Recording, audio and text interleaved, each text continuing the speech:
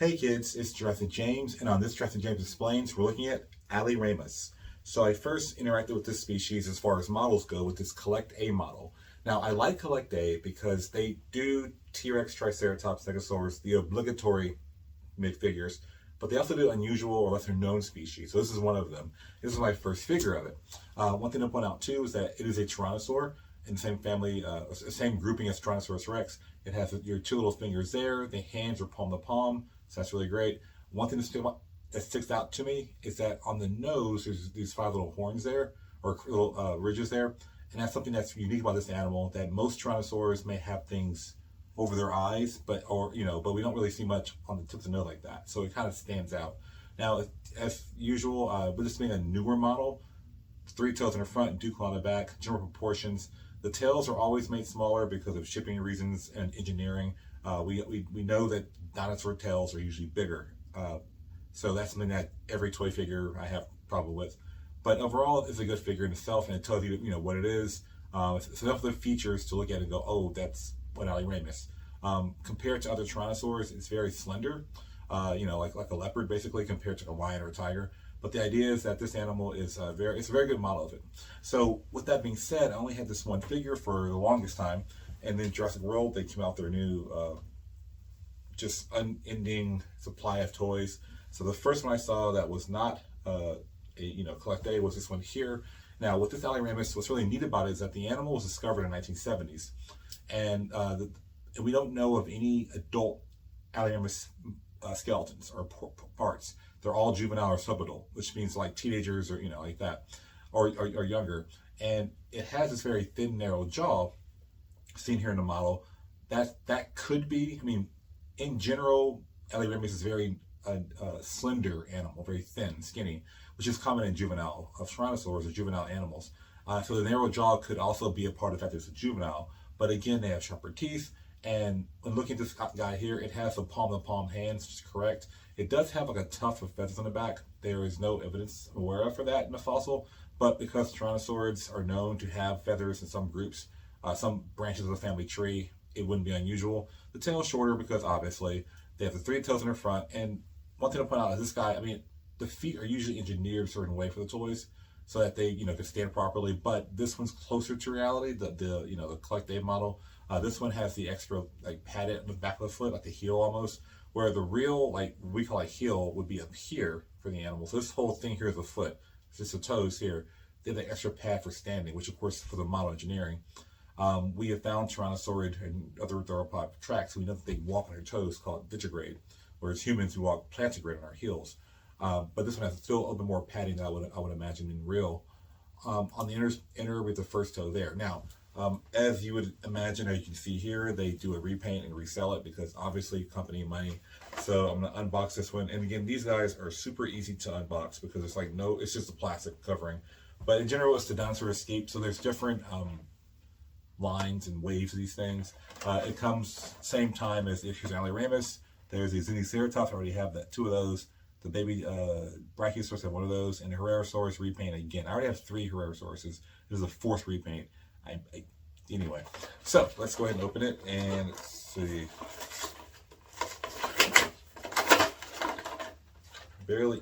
Super easy, barely convenient. So the idea is that it's the exact same model but repainted. Same rules apply: short tail, narrow jaw. If I were a kid and I were playing with these guys, I generally have the rule of, if it's brighter color, it's male. If it's duller color, it's female. But again, it's whatever you want to do, right? So pretty much the first one wave was red with brown and like a white or tan kind of bottom. This one's like a more tan brown and orange instead of red. So it's more dull basically. But in Alioramus, we see these little horn-like structures on the edge of the nose.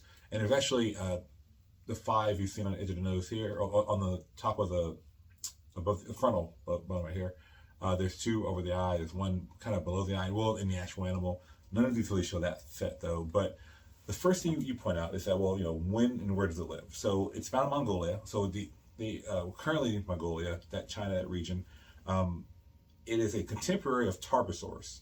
So what I've done here is I have the non-Jurassic World and the 2 Jurassic World figures. This is Jurassic World Troposaurus, And here's a collect A Troposaurus, which is interesting shape and look. I mean, they both know this one's less accurate, but this one, is still kind of weird. Troposaurus, if you didn't know, is a Tyrannosaur, it's one of its closest relatives to Tyrannosaurus rex, and for a time was thought to be a different species of Tyrannosaurus rex. But of course, it's found in Asia. So these two live in the same environment at the exact same time, and that's what we call niche partitioning. So an example of this is so the Alioramus are smaller, and they're estimated to be about 15 to 20 feet long. But again, that's a juvenile, and they're estimated the adult size. We do know that between being a baby and an adult, there's a lot of shape changing, morphology changes in the animal. So it's hard to tell exactly how big it would be as an adult, but 20 feet is pretty decent, whereas the Troposaurus is close to like over 30 feet, between 30 and 40 feet. The example of this I would give you is that think of Troposaurus kind of like a grizzly bear in North America, and Alioramus like a black bear. So they're cousins, different species. And the idea here is that a Troposaurus like T-Rex has a more truncated, crushing skull, much more muscular, whereas Alioramus more slender, more narrow. So it's probably used to it's more faster prey. Now, the next question is Alioramus actually a juvenile of Troposaurus? That's a good question. Well, it turns out that Alioramus, for one, has 76 or 78 teeth. It has the most teeth of any Tyrannosaurus in the jaw. And we have found proven, confirmed Troposaurus juveniles with the exact same number of teeth in the jaw as the adults. So where the Nanotyrannus debate is that we see teeth changing numbers and all that. With Troposaurus, we see juveniles and adults, same number of teeth, adults being more bulky, juveniles being more slender. So that rules out, for the most part, Alioramus being a juvenile Troposaur. So it's still a juvenile of its own species, and there's a lot more to be discovered. But the idea is that we're looking at a juvenile for the whole species, and there's like 2 or 3 known specimens that are really out there. But the thing is, when it was first discovered and named in 1976, it was clear to the scientists that it was a very different Tyrannosaur form, that it wasn't like the others. So to give you an example, we have Alioramus here, and get the bears out of the way. That's a joke for people who were born in the last century.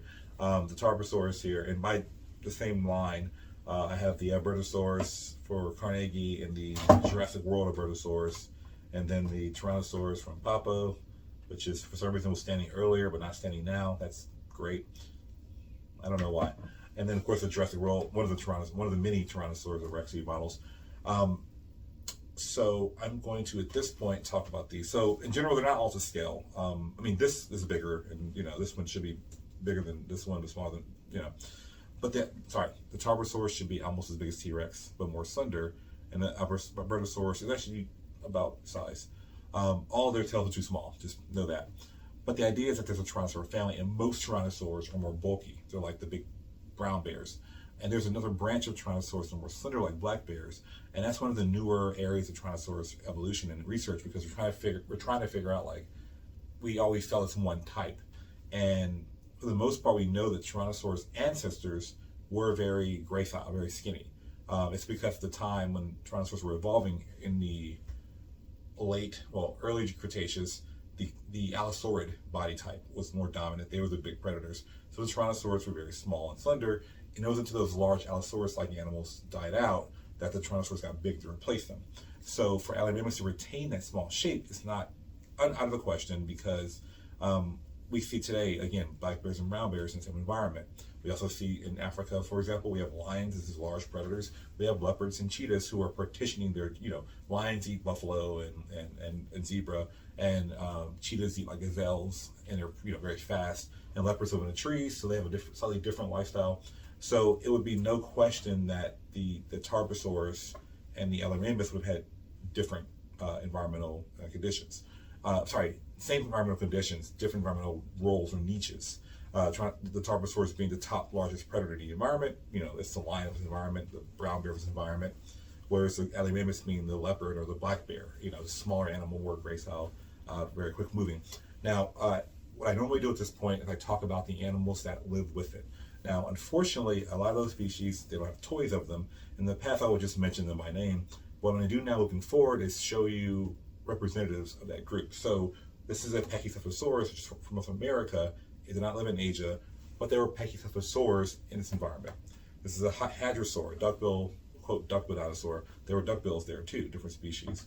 Of North Mimids, these are all North American so far species. There were some of these guys found there too. Thorazinosaurus, actually from Mongolia, but not that one. There's Thorazinosaurs in the environment, and Ankylosaurs as well. So these are all things we see in North America, except for the Thorazinosaur, really, the late Cretaceous period. And of course, now there would have been dromaeosaurs, raptor-like animals in the environment. But you're saying, wait a minute, James, Alioramus is from Mongolia, so it's Velociraptor mongoliensis. Well, it turns out that's another part of the story, geologic time. So yes, they are both late Cretaceous animals, but where they live in late Cretaceous can vary. So what I'm saying is this: in the late Cretaceous period, there's the Cretaceous and the Jurassic below that, Triassic below that. Within the Cretaceous, there's early and late, and within the late, there's other subdivisions. So the very last part is called the Maastrichtian, and that area includes T-Rex in North America and Troposaurus in Asia and Alioramus. Well, before the Maastrichtian, so Maastrichtian's between 65 and 68 million years ago, from 60, like some 70 million years ago back to like 75 or so, that's the Campanian, and that's when Velociraptor lived. So these guys would have never met Alioramus. They would have died. All the Velociraptors in Mongolia would have died out before the first Alioramus was hatched. So the idea is that you have a break in time where there's these different ages beyond that. So when you say an animal is from late Cretaceous and in the same continent, they may not live at the exact same time. So the idea is that there would have been some raptor, some dromaeosaurus there at the time, but it wouldn't have been Velociraptor as we know it, or at least as it's known in science, not in movies. So in short, with Alioramus, we're seeing an animal that is very different. Much research should be done, and it's one of those things where, first of all, people get annoyed, like, why don't you know this? Well, until we find the adult, we don't know how they change. And one of Jack Horner's theories is how animals morph and change as they develop over time. And I mean, obviously we know Alioramus, the juveniles are slender, maybe the adults were a bit more bulky, but we don't know until we find that. In the meantime, the one they found, one of them they found in 2000 something, one I think, it was like 9 years old. And you're saying, how do you know they're juveniles, right? That's the main question. Just like trees have rings in their bones, so do dinosaurs. So we see their growth rate. So, for example, I mentioned Tyrannosaurs being from birth to 12, being very scrawny like raptors. And then from 12 to 18, they get really bulky. And from 18 to 30, they die. So the oldest Tyrannosaurus Rex known as far as individual age is Sue of Chicago. And she's like 29 years old, 30 years old. So you say, how do you know that if we don't have any baby T-Rexes? Well, when you look at the bone cross-section, you see the rings there. You see when they're growing. So when you see a tree ring, a cut down log or stump, if the rings are very thick, the tree's growing very quickly. I'm sorry, it's growing, very quickly, and a lot. If the rings are very close together, it's slow growth. So what we normally see in trees and in dinosaurs is that the rings of the youth are bigger, further apart. They're growing quickly, and around a certain, we say adulthood, sexual maturity, make them reproduce, it makes it slow down. So the idea is that they look at the bones of the Alioramus and they go, okay, this is a 9-year-old, 9 rings. It's still growing really quickly. It's clearly a juvenile, which means there are still adults out there somewhere. And I love the fact that the only other Tyrannosaur we have in the same time is Troposaurus, and we have adults and juveniles, because that squashes that debate really quickly. We have both those age ranges, and we're like, that's what that is. And with Alioramus, it's being different. So that's really cool, because I know that the Tyrannosaurus and Nanotyrannus debate is a hot button topic. I mean, people get really mad when I talk about this. So for Alioramus, it's like, great, that's not even a question. It's its own juvenile, its own species, find the adults kind of thing.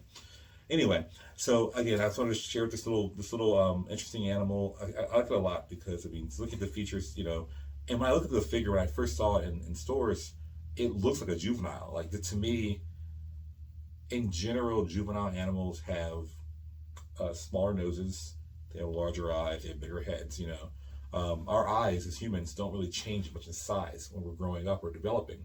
And so the idea is that our head just gets bigger around it, or our features change around them.